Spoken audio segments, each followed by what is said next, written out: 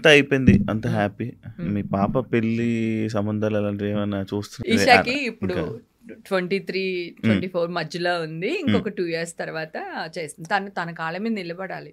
So ఇప్పుడు నేను ఏమైనా రూపాయి 2 రూపాయలు తనకి ఇచ్చాను అనుకో, అది తను నిలబెట్టుకునేటట్టయినా తనకి ఆ శక్తి రావాలి కదా. ఇప్పుడే స్టడీస్ కంప్లీట్ అయినాయి, జాబ్లో జాయిన్ అయ్యి ఒక 3-4 months అవుతుంది. సో తన లైఫ్ ఇంకొక 2 years తర్వాత అప్పుడు చేసేద్దాం. నేను నా బిడ్డను చాలా బాగా పెంచుకున్నాను సాంప్రదాయంగా. ఎథిక్స్, మోరల్స్, ప్రేమ, అభిమానం, అమ్మ నాన్న, ఓ తమిళ అమ్మాయిలాగా పెంచుకున్నాను దాన్ని. సో తన కెరియర్, నా బాధ కూడా అదే తెలుసా. నేను ఎంత ఏడ్చానో.